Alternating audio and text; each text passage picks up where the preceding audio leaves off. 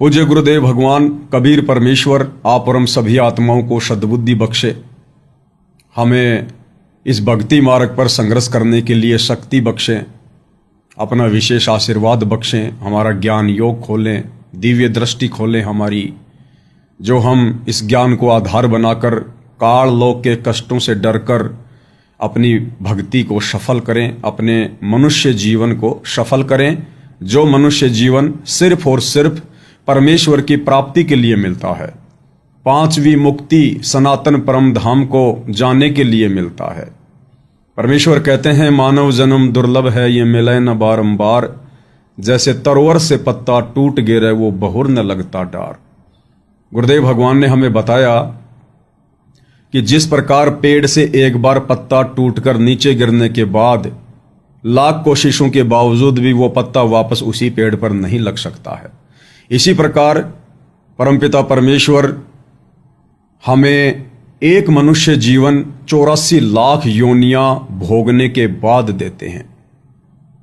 यानी हमने सतलोक में जो गलती की थी, अपने परमपिता परमेश्वर सतगुरु रामपाल जी भगवान से आस्था हटाकर अपने ही भाई पर हमने आस्था लगा ली, ज्योति निरंजन पर। उसकी इतनी बड़ी सजा, इतना बड़ा कष्ट आप और हम भगत भाई बहन भोग रहे हैं, और ये कष्ट हमें परमेश्वर ने नहीं दिया, ये सतलोक का विधान है, वहां का नियम है, ये वहां का रूल है। हमने उस नियम को तोड़ा, हमने उस विधान को तोड़ा, और उस नियम को तोड़ने के चलते जो सजा वहां मिलती है वो सजा ही हमें मिली है। जिस प्रकार हिंदुस्तान में हजारों की संख्या में, सैकड़ों की संख्या में ऐसे लोग हैं जो चोरियां करते हैं, डाके डालते हैं, और प्रधानमंत्री उनको नहीं जानता, देश का प्रधानमंत्री या राष्ट्रपति उनको जानता भी नहीं है कि किसने चोरी करी, किसने डाका डाला, कहां का रहने वाला है। लेकिन उस प्रधानमंत्री ने, उस राष्ट्रपति ने देश का एक संविधान बना रखा है कि जो चोरी करेगा, जो डाका डालेगा, उसको इतने दिनों की सजा मिलेगी, इतनी उसकी मार पिटाई होगी। तो संविधान के तहत सारा कार्य ऑटोमेटिक होता रहता है। इसी प्रकार कबीर परमेश्वर जी ने हम आत्माओं को, अपनी संतानों को कष्ट भोगने के लिए सतलोक से नहीं भेजा। उन्होंने तो हमें सारी जानकारी दे रखी थी वहां पर। जिस प्रकार हम लोग मार्केट से एक मोबाइल खरीद के लेके आते हैं, तो कंपनी वाले मोबाइल के साथ में उसका मैनुअल भी देते हैं, उसका संविधान भी देते हैं कि इस मोबाइल को कैसे ऑपरेट करना है। इसी प्रकार परमेश्वर ने सतलोक का विधान भी समझा रखा था, बता रखा था, लेकिन हम नादान आत्माएं, हम अपने परमेश्वर के विधान को फॉलो ना करके, और जो गलती हमने की उसकी सजा फिर वहां के नियम अनुसार, संविधान अनुसार आप और हम सभी आत्माएं भोग रही हैं। अन्यथा ये परमात्मा तो इतना दयालु है, ये परमेश्वर जैसे ही हमारा वो सजा का समय आया, कंप्लीट होने वाला, कि बस अब तुम्हारी सजा का समय कंप्लीट है जिन जिन आत्माओं का, उसी समय ये परमात्मा सतलोक से चलकर नीचे आ जाते हैं। आज से पहले आप और हमारे कितने भाई बहन जो हमारे साथ ही सतलोक से आए थे, और जैसे ही उनकी सजा का दिन पूरा हुआ, उसी समय वो आत्माएं वापस चली गई। अब वो परमेश्वर आप और हमें भी लेने आए हैं, क्योंकि इस कलयुग की पिछली पीढ़ी में आप और हमारा भी सजा का समय पूरा हो रहा है। अगर हम इसी प्रकार मर्यादाओं में रहकर, गुरु को इष्ट मानकर अपनी भक्ति करते रहे तो भाई और बहनों, दास कई बार साथ संगति में जिक्र कर चुका है कि सतलोक से हमें नीचे भेजते वक्त परमेश्वर ने हमारी सजा का समय भी निश्चित कर दिया था कि तुम्हें वापस कब सतलोक आना है, कब तुम्हारी सजा खत्म होगी। कुछ एक नादान भगत भाई बहन दास से फिर सवाल करने लगे थे, व्हाट्सएप पर मैसेज भी करने लगे थे कि भगत जी हमने तो कभी गुरु जी के सत्संगों में सुना ही नहीं, अगर आपने सुना है और आप कह रहे हैं तो हमें वो सत्संग सुनाइए। तो उस समय तो दास के पास भी सत्संग नहीं था, क्योंकि बहुत सारी बातें मेरे पास में उनका कोई सबूत नहीं होता, उनका कोई प्रमाण नहीं होता। लेकिन परमात्मा जब दास लाइव में बैठता है तो परमात्मा बुलवा देते हैं। तो दास तो यही कहता कि भाई परमात्मा ने प्रेरणा की है ज्ञान आधार से, और बाकी जब कभी सबूत होगा तो सबूत भी दिखाएंगे। तो भाई और बहनों, आज परमपिता परमेश्वर जी ने वो सबूत भी दे दिया, वो प्रमाण भी दे दिया। आज दास के सामने वो छोटा सा सत्संग किसी भगत भाई ने भेजा है, और क्योंकि देखो, परमेश्वर जब किसी को खड़ा करते हैं तो बहुत सारी बातें अपनी तरफ से प्रेरणा करके बुलवाते हैं। वो बातें ज्ञान आधारित होती हैं, परमेश्वर के विधान के अनुकूल होती हैं, लेकिन कुछ एक वक्त भाई बहन अपनी नासमझी के चलते उस पर थोड़ा सा ऐतराज उठा देते हैं। और अब परमेश्वर ने वो सत्संग भी दे दिया है भाई और बहनों, और अब उस सत्संग से हमें और भी बहुत सारी बातें समझ में आएंगी परमेश्वर के विधान के विषय में। क्योंकि साथ संगतियों का तो मतलब ही ये है कि जितना हो सके हम अपने गुरुदेव भगवान के नज़दीक रहें, परमात्मा के संविधान के नज़दीक रहें, हम गलतियां करने से बचें। तो गुरुदेव भगवान ने वो सत्संग भी दिया है जिसमें गुरुदेव भगवान ने बिल्कुल क्लियर कर रखा, स्पष्ट कर रखा है कि परमात्मा ने आने से पहले जाने का समय पहले ही निश्चित कर रखा था, निश्चित। और गुरुदेव ने हिदायत दी, परमेश्वर ने हिदायत दी, क्योंकि सब कुछ करने वाला ये परमात्मा है भाई और बहनों, इनके अलावा कुछ भी नहीं है, कोई नहीं है। ये धर्मराय, ये ज्योति निरंजन तो केवल उनका चेला है, उनका नौकर है। आप और हम कैदियों को संभालने के लिए, हमें सजा देने के लिए केवल इसकी नौकरी लगाई गई है। परमेश्वर असुर निकंदन रमणी में कहते हैं कि धर्मराय आदि युगादि चेरा, 14 कोटि कटक दल तेरा। धर्मराय आदि युगादि चेरा, ये धर्मराय, ये काल, ये ज्योति निरंजन तो केवल परमेश्वर का चेला है, नौकर है, उसका मजदूर है, उसके कई अनुसार अपनी नौकरी कर रहा है। सब कुछ करने वाले परमात्मा हैं, सतगुरु रामपाल जी भगवान है। 21 ब्रह्मांड तो छोड़िए, पूरी सृष्टि में गुरुदेव भगवान की रजा के बिना, उनकी मर्जी के बिना, उनकी इच्छा के बिना एक पत्ता भी नहीं हिल सकता, पत्ता भी। सब कुछ करने वाले मालिक हैं। तो एक विशेष हिदायत दे रहे हैं गुरुदेव भगवान हमें। पहले आप ये सत्संग सुनिएगा, उसके बाद में फिर हम आगे बात करेंगे। ने किराया वहां भगवान के दरबार में जमा करवा रखा है, उसके अनुसार उन्होंने अपनी कैलकुलेशन करके, अपनी सारी गणना करके हमें आने से पहले वापस जाने का समय उसी समय निर्धारित कर दिया था। अब देख ले भाई, इतना तेरा समय है, आवाज आ रही है, और इतने बज के इतने समय पर फलाने दिन तो वापस आना है। इससे पहले जो तेरे से बने अपनी हिट का कमाई कर लेना। क्या कह रहे हैं भगवान? इससे पहले जो तेरे से बने अपनी डट के कमाई कर लेना, डट के कमाई। ये बहुत गहरी बात है भाई और बहनों, छोटी बात नहीं है। और इसमें यह शंका मत करना, क्योंकि दास को परमात्मा साथ साथ सारी प्रेरणाएं करते हैं, क्योंकि काल भी अपना दिमाग बराबर दौड़ाएगा इसमें, बराबर कि नहीं भगत जी, ये वाला सत्संग तो जब हम 21 ब्रह्मांड में आ गए, काल के हत्थे चढ़ गए, और ये काल जब हमें मनुष्य शरीर देता है, जब हम धर्मराज के दरबार में जाते हैं, और धर्मराज जब हमें एक मनुष्य जन्म देता है 84 लाख योनियां भोगने के बाद, ये तो उस समय के लिए कहा गया है कि भाई देख, अब तेरे को पृथ्वी पर भेजा जा रहा है, तेरे को मनुष्य जन्म मिलने जा रहा है, और ये मनुष्य जन्म बड़ा अनमोल है, और तेरे पाप और पुण्यों के आधार से तेरी किस्मत बना दी गई है, तेरा भाग्य बना दिया गया है, और उस पृथ्वी पर जाकर तूने जितनी कमाई करनी है भाई कर लेना, उसके बाद तुझे मौका नहीं मिलेगा। तो काल प्रेरणा करेगा कि भगत जी ये तो 21 ब्रह्मांड के लिए है। अरे 21 ब्रह्मांड में हम क्या करेंगे ये कमाई करके? हमें गुरुदेव भगवान 21 ब्रह्मांड की कमाई थोड़ी करवाते रहेंगे कि धर्मराज के दरबार से नीचे पृथ्वी पर आओ, यहां पर भक्ति करो, ऊपर के लोकों में खर्च करो, उसके बाद फिर 84 में जाओ, फिर नरक में जाओ, फिर मनुष्य जन्म प्राप्त करो। सत्संग कोई 21 ब्रह्मांड का भगवान नहीं कर रहा, सत्संग धर्मराय नहीं कर रहा, सत्संग ब्रह्मा विष्णु महेश नहीं कर रहे। सत्संग कौन कर रहे हैं? गुरुदेव भगवान, सतगुरु रामपाल जी परमेश्वर।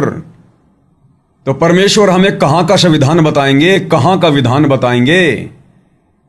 अरे 21 ब्रह्मांड की जानकारी तो यहां साधु संत महात्मा दुनिया भर के बैठे हैं, गांव गांव में सब लोग दे रहे हैं, ब्रह्मा विष्णु महेश की जानकारी, बैकुंठ की जानकारी, स्वर्ग की, नरक की, महास्वर्ग की, सबके पास में भरी पड़ी है।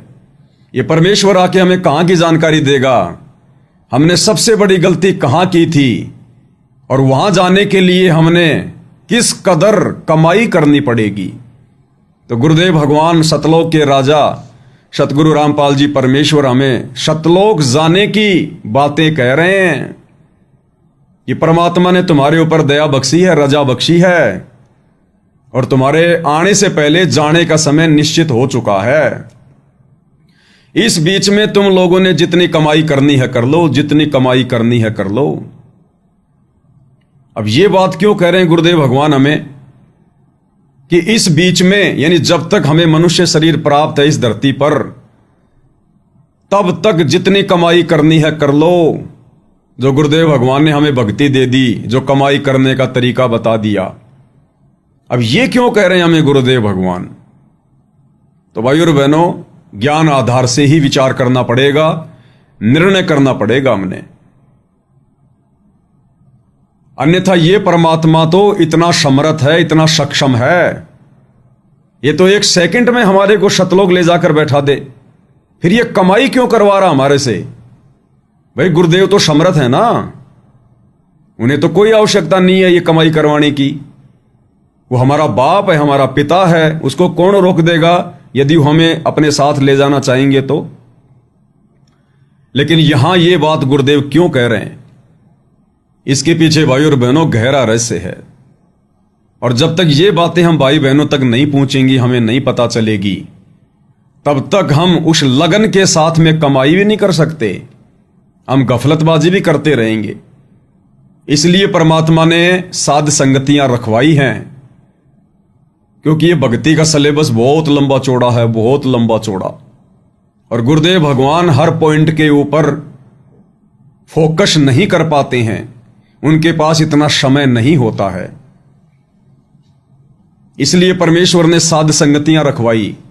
और दूसरा कारण सारी बातें ना बताने का यह भी है कि थोड़ी बहुत सेवा का टुकड़ा, ज्ञान चर्चा का टुकड़ा, गुरु महिमा का टुकड़ा गुरुदेव भगवान आप और हम कुत्तों को भी डाल देते हैं, ताकि हम अपने गुरु की महिमा करें, ज्ञान चर्चा करें, भक्ति मार्ग पर दृढ़ हों।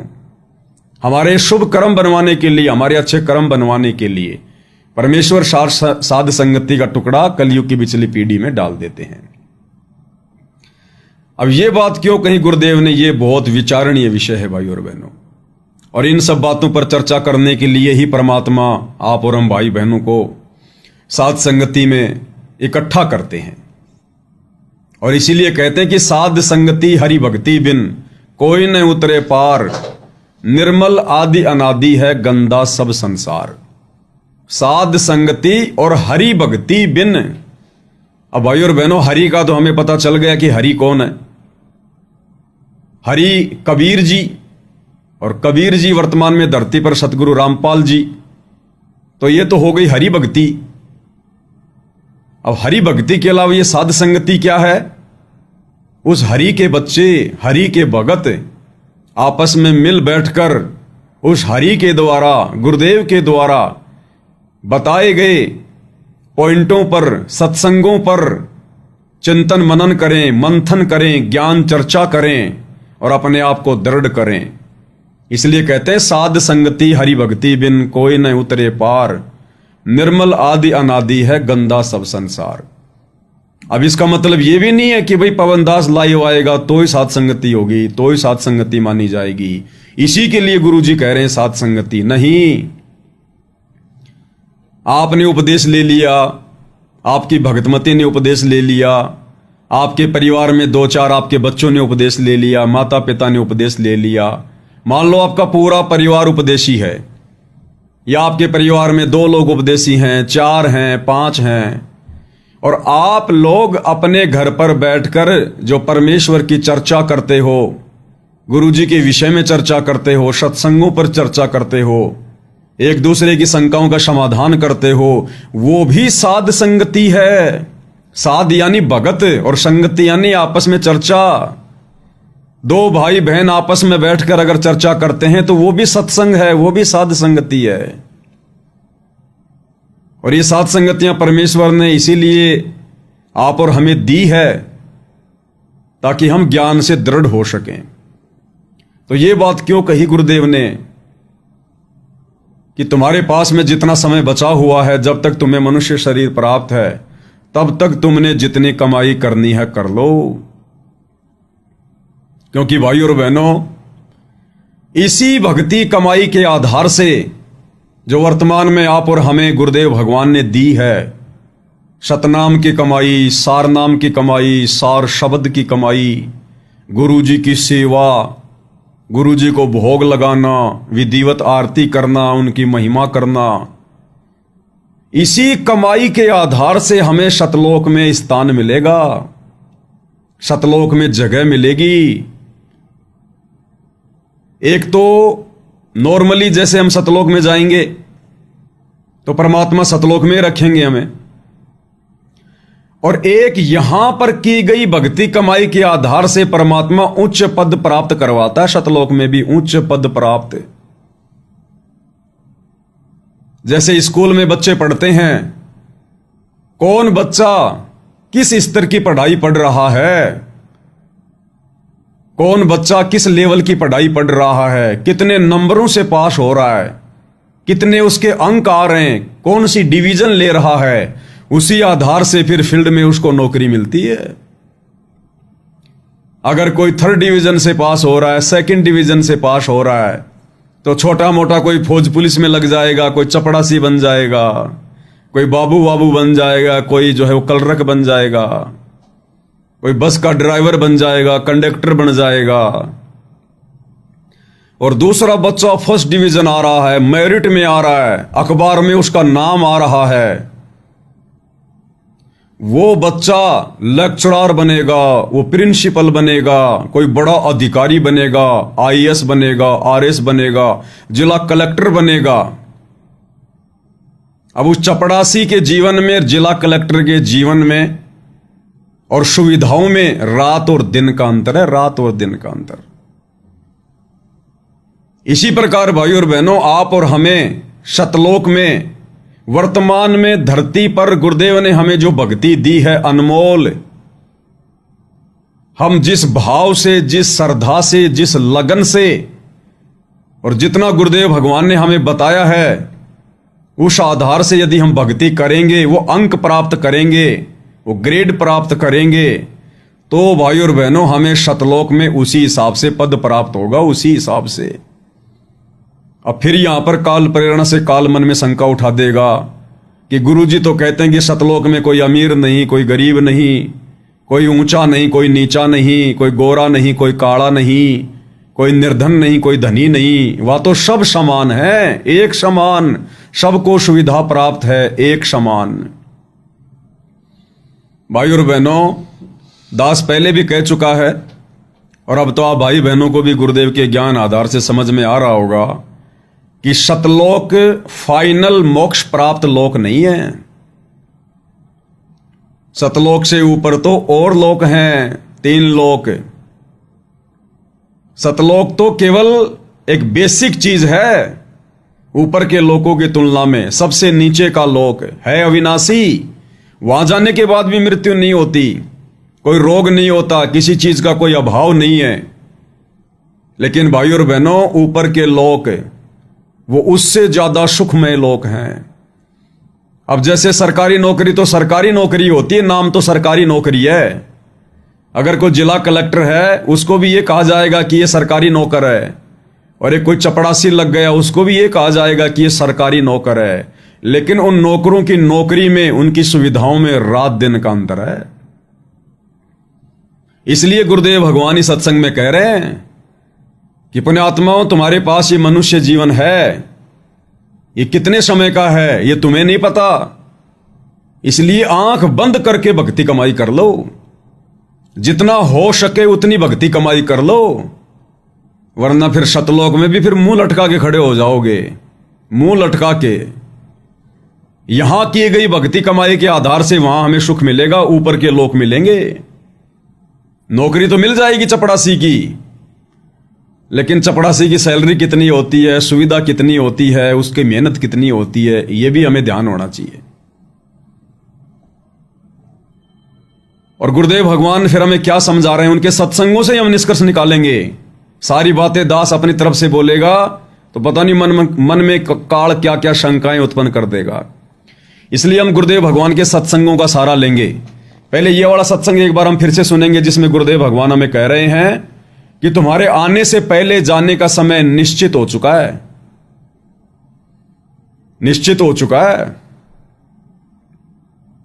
अब बीच में परमात्मा एक प्रेरणा और कर रहे हैं ताकि किसी भाई बहन को शंका ना रह जाए कि ये तो 21 ब्रह्मांड के लिए कहा जा रहा है, कि धरती पर मनुष्य जन्म प्राप्त करने के लिए कहा जा रहा है, कि जितनी कमाई करनी है कर लो, फिर तुम्हारा शरीर छूट जाएगा। ये धर्मराय को सारा सब कुछ हिसाब किताब करने का ये आदेश कहां से मिलता है? क्या धर्मराय अपनी तरफ से सबका हिसाब किताब करता है? नहीं, वो तो पेन भी नहीं चला सकता। पेन भी उसकी बही में, उसकी डायरी में ये कबीर भगवान सतगुरु रामपाल जी ऑटोमेटिक सबके कर्म कुकर्म सबका हिसाब किताब बराबर बना के रखता है।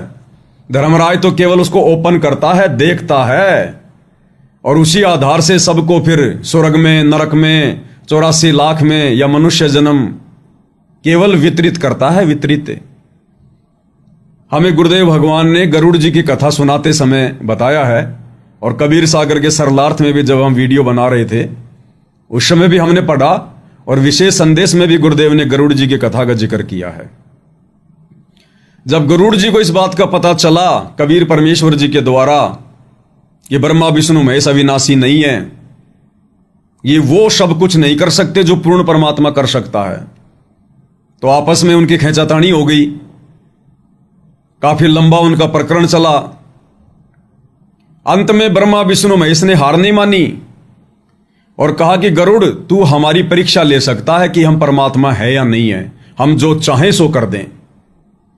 तो गरुड़ जी ने यह बात अपने गुरु से कही, क्योंकि कबीर परमेश्वर उसके गुरु बनकर गए थे, जैसे आज आप और हमारे गुरु बनकर आए। तो कबीर परमात्मा ने कहा कि ठीक है, मैं बांग्लादेश में, उस समय उसका नाम परमेश्वर ने बताया बंग देश, वर्तमान में बांग्लादेश, कि वहां पर एक ब्राह्मण का लड़का है, उसकी 12 साल की आयु है, उसके बाद उसकी आयु समाप्त है, उसकी आयु शेष नहीं है। और आप ब्रह्मा विष्णु महेश को बोलिए कि अगर आप समर्थ हो, परमात्मा हो, सब कुछ कर सकते हो, तो उस ब्राह्मण के बच्चे की आयु केवल 3 दिन की है, 3 दिन की। आप उसकी आयु बढ़ा दीजिए, मैं मान जाऊंगा कि आप परमात्मा हो। अब वो तीनों ब्रह्मा विष्णु महेश तीनों के तीनों धर्मराय के पास गए, धर्मराय के पास, और कहा कि हम तेरे दरबार में आए हैं और हमारा एक काम कर। बोला जी बोलिए। बोला ऐसे ऐसे एक लड़का है, उसकी आयु चेक करो कितनी है। तो धर्मराय ने अपनी डायरी खोली, बही खाता खोला, कहा जी उसकी तो 3 दिन की शेष है, और 2 दिन तो बीत चुके थे, वो तीसरा दिन था। बोला आज के बाद इसकी आयु शेष नहीं है। तो ब्रह्मा विष्णु महेश तो गलत फहमी में अपने आप को परमात्मा मान के बैठे हैं ना, सर्वे सर्वा। उन्होंने कहा कि हमारा आदेश है, इस बच्चे की आयु बढ़ा दो। तो धर्मराय ने कहा कि महाराज ये मेरे बस की बात नहीं है, किसी की आयु घटाना या बढ़ाना मेरे बस की बात नहीं है। मासा घटे ना तिल बदे, विधाता लिखे जो लेख, और साचा सतगुरु मेट कर ऊपर मारे मेख। साचा सतगुरु वो नाराज होकर चले गए, नाराज होकर चले गए। उसके बाद गरुड़ जी ने कहा कि अब देखो कैसे इसकी आयु बढ़ती है, तुमने तो कोशिश कर ली। उसके बाद कबीर परमेश्वर जी ने उस बच्चे की आयु 100 वर्ष की लिख दी, 100 वर्ष की धर्मराय के कागजों में, और गरुड़ जी से कहा कि बेटा इसकी आयु मैंने 100 वर्ष की कर दी है। उस बच्चे को नाम दिया। फिर गरुड़ गया ब्रह्मा विष्णु महेश के पास कि क्यों भगवानों, हो गए तुम तो फैल। अब देखो मेरे गुरुजी ने, गरुड़ जी ने कहा कि मेरे गुरुजी ने, कबीर जी ने इस बच्चे की आयु समाप्त थी, आयु बढ़ा दी 100 वर्ष की। अब उनको यकीन नहीं हो रहा उन तीनों को कि हम तो अपनी आंखों से देख के आए हैं धर्मराज के दरबार में, उसके डायरी में, और ये बच्चा जीवित कैसे है। तीनों देवता धर्मराज के दरबार में गए और नाराज हो गए। बोला, उस बच्चे की आयु तू तो कह रहा था भाई केवल 1 दिन की शेष है, चेक कर दोबारा। दोबारा धर्मराज ने अपनी डायरी खोली, भाई खाता खोला, तो उसमें तो 100 वर्ष आयु, 100 वर्ष, क्योंकि वेदों में लिखा हुआ ना कि वो कबीर परमात्मा अपने साधक की, भक्ति चाहने वाली आत्मा की, अगर उसके जीवन भी शेष ना हो, उसके प्राण भी शेष ना हो, और धर्मराय के दरबार में चला गया हो, परमात्मा वहां से छुड़वा कर उसको 100 वर्ष की आयु प्रदान करता है, 100 वर्ष की।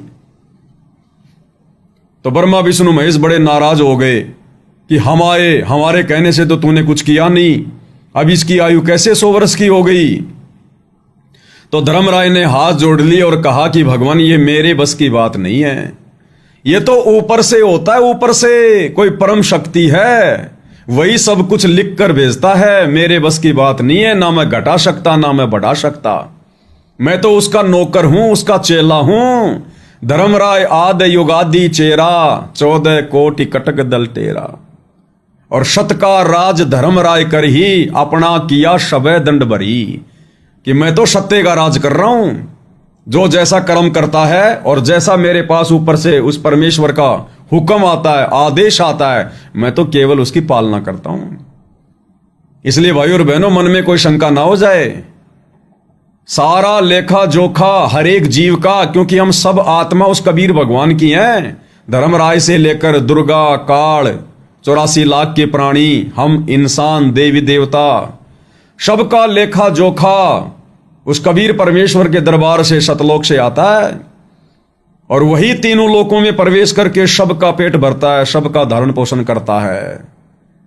ये काल यहां किसी को एक अनाज का दाना भी नहीं दे सकता, अनाज का दाना भी। तो ये सतलोक के विषय में कहा जा रहा है कि सतलोक से आने से पहले जाने का समय परमेश्वर ने तुम्हारा पहले ही निश्चित कर रखा है, और जब तक तुम्हें यह मनुष्य शरीर प्राप्त है, तुम्हें जो शत भक्ति मिल गई सतलोक वाली, गीता अध्याय 18 श्लोक 62 वाली, जितनी हो सके डट के भक्ति कर लो, सेवा सुमरण दान धर्म, जितना हो सके उतना वर्तमान में की जा रही सतलोक वाली कमाई के आधार से ही हमारे को सतलोक में पोस्ट मिलेगी।